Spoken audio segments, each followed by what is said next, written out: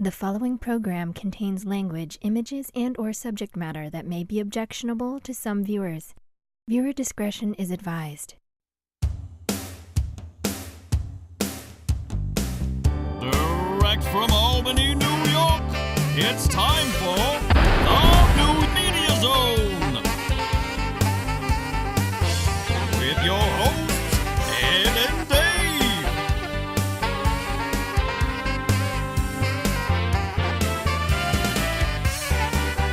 Tonight, a look at this week's new film and DVD releases. And a chance to win free movie tickets with the poster pair's name. And now your hosts, Ed and Dave.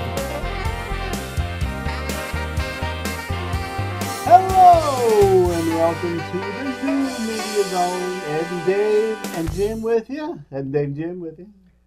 Morning, everybody. Jim, if you watched... Is that the Todd Pettengill voice? Oh, Nice, no. very nice.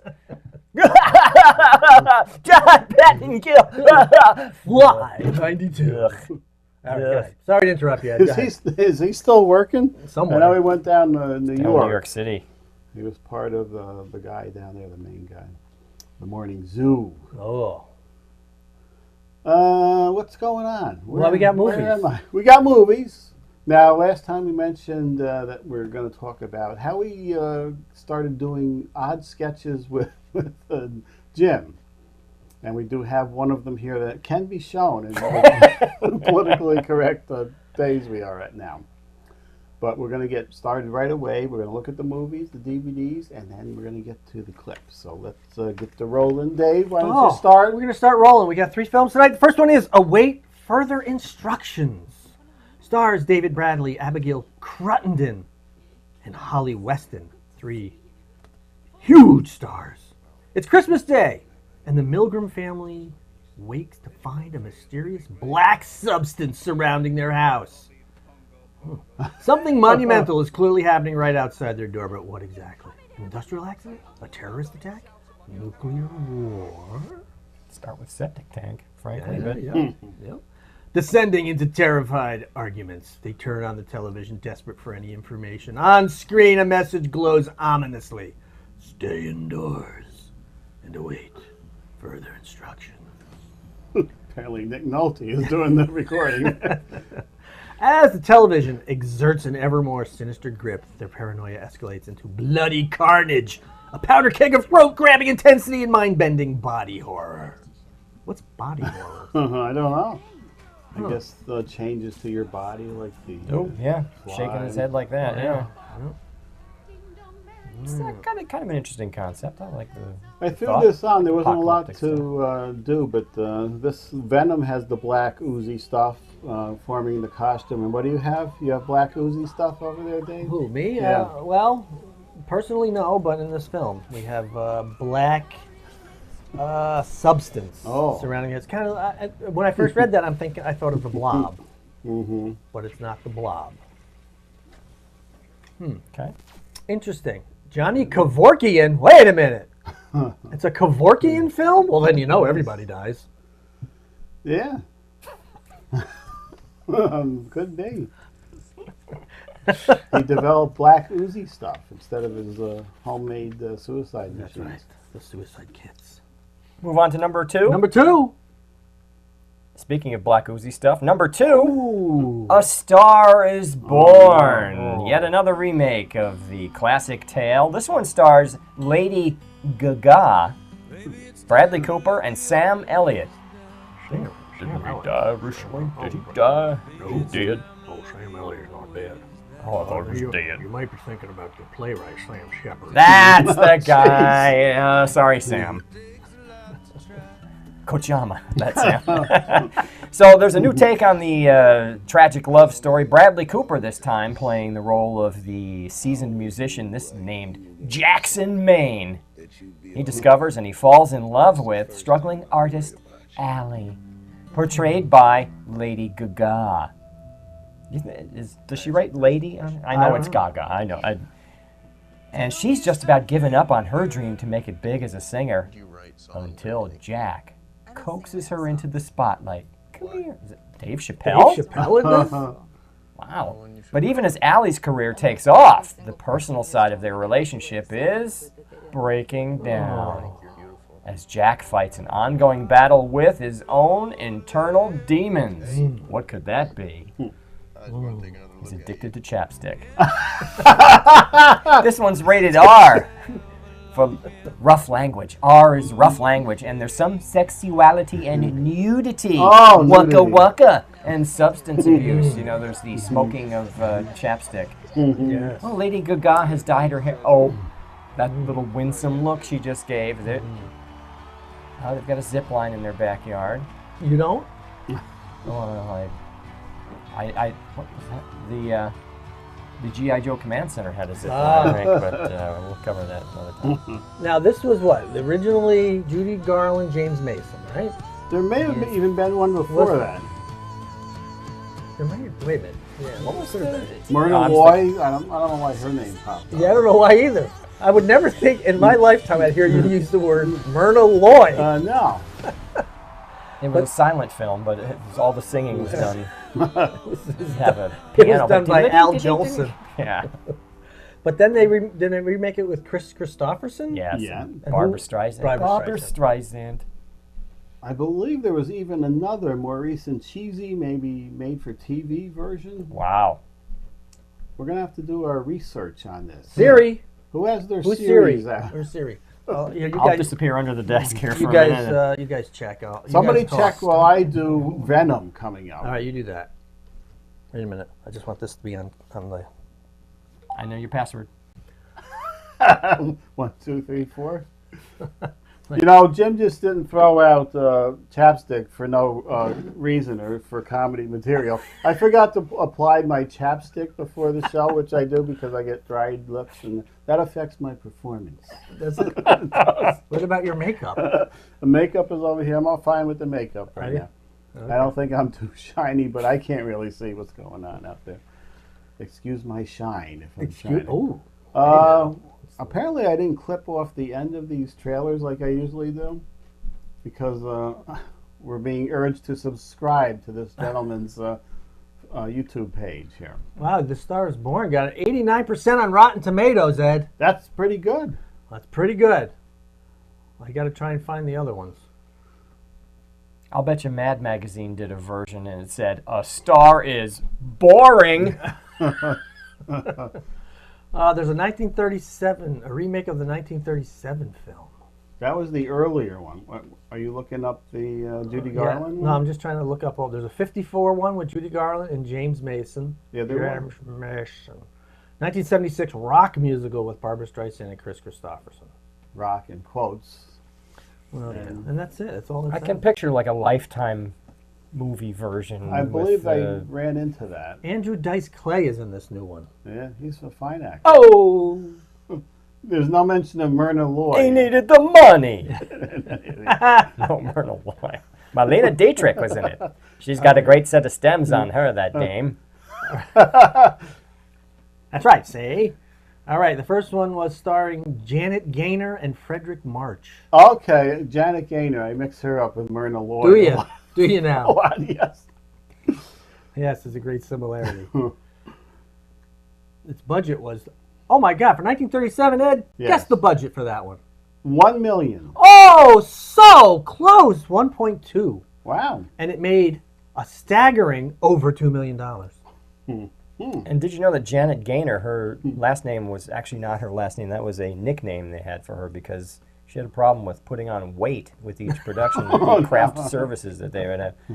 You know, Ed, I hate to say this, but she kind of looks like Myrna Loy. She does. She actually does. Whatever that looks like. I know. I see now. I know what Myrna You Loy know looks Myrna like. Loy. Those are the films I watch. You guys watch your Star Wars. Right. And I watch the old 30s and 40s. I know all those films. So, yes, she has a slight resemblance to Myrna Loy and practically every other 30s actress. But there you go. Okay, now I'm going to do the film with my black ooze. Whoa, Ed. It's Venom, starring Tom Hardy, Michelle Williams, and Woody Harrelson. One of Marvel's most I should have taken that one out. Enigmatic. Right. What is it? Enigmatic. Oh, enigmatic. There you go. Complex and badass characters comes to the big screen. That's Myrna Loy. Tell me she doesn't look like the other one. Sorry. Academy Award nominated actor Tom Hardy as the lethal protector Venom. Oh, I think he's talking like this in this one. You're doing your impression of Tom Hardy from The Dark Knight Rises, where he And was from Dunkirk. I'm flying over the beach. he's going to be muffled with a Venom. Well, I just covered up my microphone while I did it, so. He's always muffled in his performances. When Eddie Brock acquires the powers of a symbiote, he will have to release his alter ego Venom to save his life. Now, even though Sony, I think, sort of owns the Spider-Man rights, Spider-Man is where Venom came from, in the black costume. Somehow, Venom is going to appear without the Spider-Man connection, apparently. Oddly enough, a pelican will land on him, and they'll have to call in the Coast Guard to clean him up. Oh, jeez. And with some Joy detergents. Or Yes. Dawn. Dawn. Dawn is the It is one. Dawn. Okay. Oh. Michelle Williams. We kind of saw Those that. teeth are scary. Who's the Venom's or hers? We kind of saw Venom in Spider-Man 3. He was really thrown in there very quickly.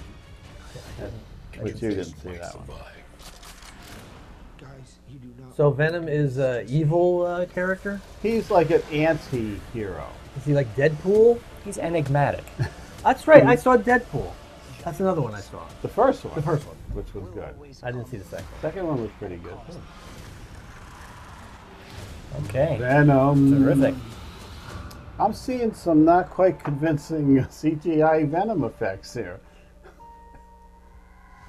Are you convinced by that, Dave? What? That it's real? Yeah. No, I'm not. I'm picturing Andy Serkis with his green suit with the ping Ping pong pong balls. balls all over it. Oh boy, I don't know about this. Oh. We're seeing too much Venom. This is the first trailer, which I'm just seeing for the first time because I threw this together last night. But I think he just said something witty. That you couldn't understand. Right. okay, that's a look at our films, and we're a little early Oh, for well, DVD, that's good. so No. that's good so we can get to our bits. That's right. You have some bits you want to do. Stories, bits. What do you want to do? Add DVD first? DVD is first. Oh, Bloodfest. Now, didn't we do this a month ago on the show? I think this is one of those ones that are released to the theater, a few theaters. Yeah. This is the one that you said you were interested in, kind of, and it has the ball kid from the Spider-Man movie. Did I say I was interested in it? Yes, you said you were slightly interested. Was this where they're in a haunted? Funhouse type thing. Oh, and you don't know whether the murders are real. Yes. Or it's If I remember it, then we did it recently. Mm-hmm. Because I generally anything beyond 3-4 weeks ago, it's all gone. So now you don't have to go out to the theater. You can see it on Blu-ray and DVD combo pack this time. Don't I need a DVD player? You do. You don't have one. I don't have one. Looking at the disc. I do. I put it up to the light and go, oh my God, that's a good scene. Like a Viewmaster. You can put it in there. And That's right. Henry Fonda's coming to my house Nice. with his GAF Viewmaster gift pack. Oh, the Night Strangler? Wait a minute. The Night Stalker, right? We had the Night Stalker. There we go. you go. Whoop. Yes. See, I was the perfect age for this TV show when this was on when we were kids. Yep. It was, you're a 74. 10, 11 years old and just perfect time for ghost stories. And Coal Shack, right? it was on Yes. Friday nights, and it was, I don't know, something This- creepy about it. This was the original TV movie that we're seeing Okay. here on Blu-ray. We never thought we'd get a Blu-ray release of that. And we are also getting the sequel here, which was Richard Anderson, was a guy who was like 300 years old or something in the Ooh. sewers. Do you remember the Night Strangler? Or you jumped right to the series. I'm sure I saw the Night Strangler, but How long was the Night Stalker on? 2 years? 1 year. 1 year? It was only 1 year. Yeah. They ran out of monsters. They ran out of monsters 10 episodes in, but that didn't stop them from going the whole season. Ooh. Now, this was from the 70s with the actual voices of Adam West and the other one there. Why? I have a question. I think you're going to ask the same question I'm going to ask. Why is it the New Adventures of Batman and the New Adventures of Batman? Oh, very good. Because I think the one on the right, the picture, is the actual logo, and this is the thing they threw together for the DVD release. Okay. What the hell is that little ghosty creature on that is albino Edgar Winter looking thing over there? That is the thing that spoiled the New Adventures of Batman. That was Batmite, if you don't remember. Batmite, like a dust mite? Yeah. He came apparently, and this at least connected it sort of the same dimension as Mr. Mistleplex. You remember from the Superman villains, where his main thing was what was his? He was an imp, and he would play tricks on you, and to get him to send him back to his dimension, you had to get him to say his name backwards. This was the complex storytelling. And for some reason, Batmite, for the kids. Yeah, because kids don't like Batman as it is. Right. And cartoons in general. We needed to add Batmite in there. Batmite. Oh, that's it. That's good. Yeah, it is. Now, why don't you get started with the conversation on how we started doing sketches and what we started early, while I get the disc ready, Dave. I hope. And on the two-shot. I hope what I'm saying is accurate. Are you talking about when we first did the show, The Tonight Show? The Tonight Show is leading into the Ed and Dave comedy half hour. That was mainly... Well, wasn't it producer Jim's house, the basement, his mother's house, right? Yeah. Right. He was living there too. We don't need to specify. Okay. But he was inviting high school mates down to do like a Tonight Show, and you were the host, right? I was the host, doing the Johnny Carson thing. And I don't know, I got a call, I think, from someone, probably from you, looking for guests, and I came down wearing what, a popcorn thing, it was the air popcorn. Right, the yellow plastic container you had on your head. Put it on my head. That's what you chose to come out. That was my fine comedic shtick back then. And then we did you interviewed me for some reason. Uh-huh. And I don't know how the hell that happened, but didn't I say we could put something on public access? Yes, you were the one that came up with the public access angle. Excuse me? Yeah, no problem. And I don't remember exactly what happened. I guess I made some calls, whatever it was. And yeah, you put together videos, you made some videos, put them on, and brought them to the library, and they put them on TV. And we were listed in the TV guide. We were at the time. That was very exciting, because I remember I was working at Carvel Ice Cream, and I brought a TV guide in, and I said to the people working there, I go, that's my show. And I remember one time, this is getting way ahead of it, but one time we did the later show which Jim was involved in. What was it called? Comedy Unchained. Oh, that was the spin-off series that the producer had no connection to, nor did he want to. And we did a sketch called The Filthy Noises Record Offer. Right. And I was working at Carmel that night. Oh, whoops. And my mother calls me and in a hushed voice says, "What are you doing? I told people to watch that show. You embarrassed me." I'm like, that was embarrassed you? How about the mullet I had? That should have been embarrassing. But anyway, we got our show on public access, and it's never ended. Well, how did Jim get involved? That's how... I have no idea. Your mother was friends with producer Jim's mother. Yep, and somehow I think she was probably just saying, would you get the hell out of the house and go do something? And I just ended up coming over one Saturday, and I think the first thing we did was the Chintzy M.E., the Ed and Dave comedy thing. And boy, my career just skyrocketed from there. As has ours. Just like we don't know how you got started with the show, we don't know. All of a sudden, you were just gone. That's true. I He think had an epiphany and smartened up. That's what happened. One of the last things I remember is the Stocky 4 or something, where there's a man as the statue. Wait a minute. Wasn't it Stocky Balbakowicz, the Polish cockroach? Oh. Now, you wrote most of that one. That was yours. Oh, yeah, you could tell. Oh, God. Oh, please kill me. I'm only hoping I find that in the myriad of tapes. Go. I sure hope you find it. Oh, You're gonna God. lose his address in the GPS, aren't you? You're never coming back I here. think what happened, why I disappeared for a while, was I believe I was. You got a real job, I having, think, right? well, I think I was having sex. That's probably how I think I was getting some. that's how it was, too. Yeah. That's why we stayed with the show. That's what we stayed for many years after that.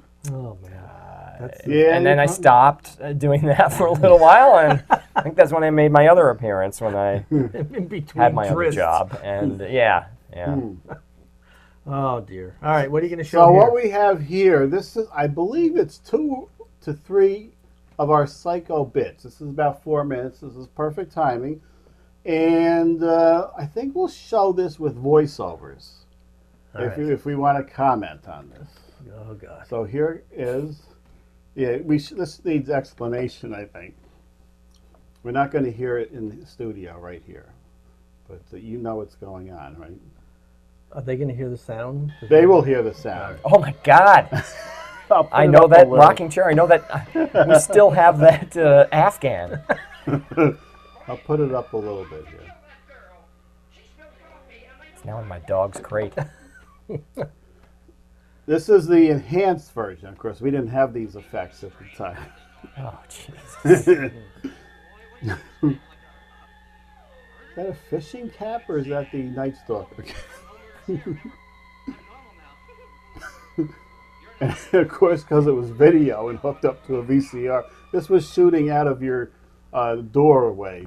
That's how we got that shot.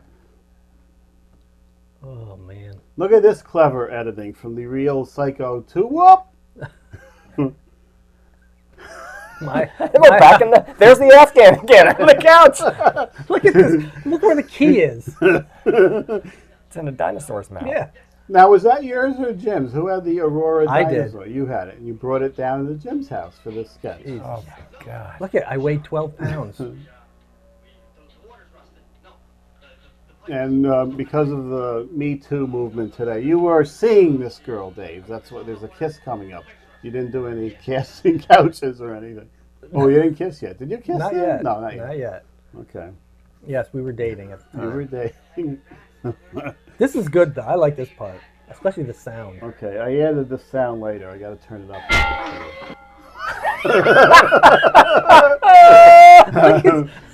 Look at the arms go. There's a couple scenes where I'm sitting talking and I start laughing. You can just see me starting to laugh.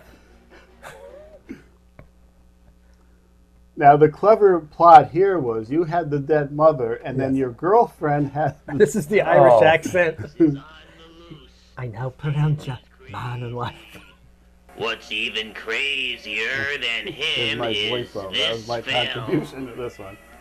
Psycho 4. I was trying for a little facial hair there. I now pronounce you man and wife. You may kiss the bride. This is one of the few times there was any kissing in any of our sketches or anything. It's because we weren't having sex. We couldn't get any females. But mother, you'll like her. She's attractive, witty. She does windows. No, Norman, she'll not sleep in my house. I'll have no hanky-panky going on in my house. But mother, No, Norman, no! The music is from High Anxiety. Right? Which was playing on a tape because we couldn't overdub Meet sound. Norman, never. We can never meet. You know that. But Father, he's so... Crazy. Did we bother to change now the I'm the paintings? father. I'm the father with the wig turned around the other way. So the bun is actually in the front. Oh my God. Exterior. Hi, I'm Norman's mother. I'm the father of Norman's wife. Don't miss Psycho 4. Psycho 4. I think I can still do that. I love this ending with the woman. Oh, yeah.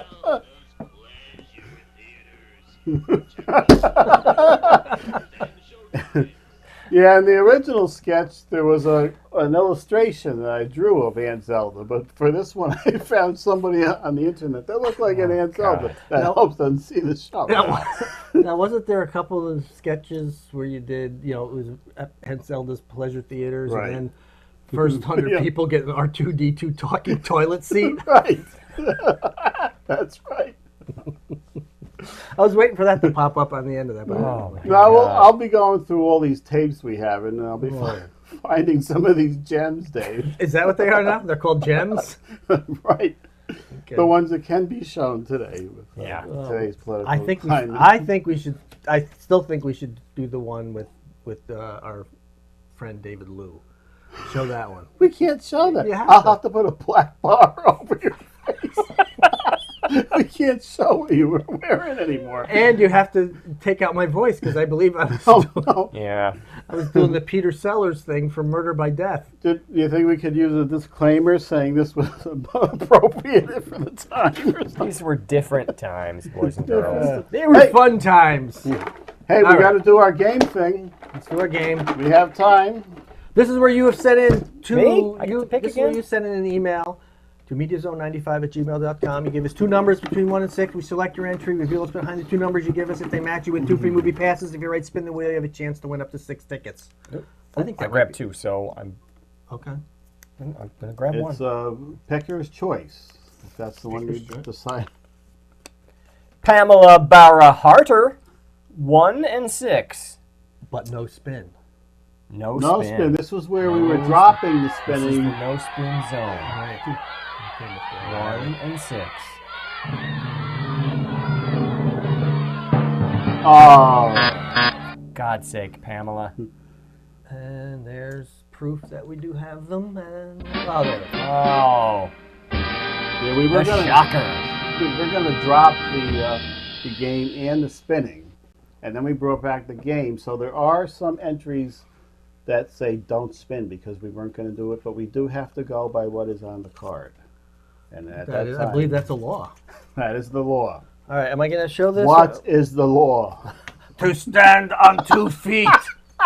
The island of Dr. Moreau. Okay, he knows the Dr. Moreau. The Burt Lancaster version? Is that the That's Michael York and Burt Lancaster, right? Wow. Right? Yes.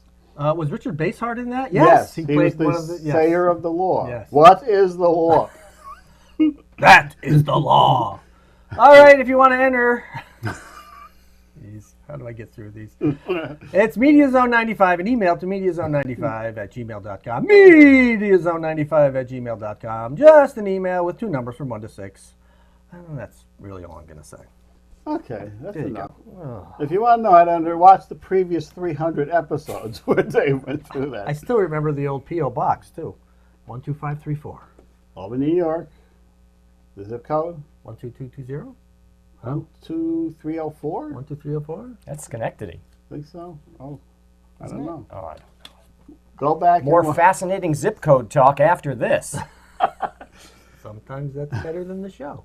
So we got the clip in with Jim.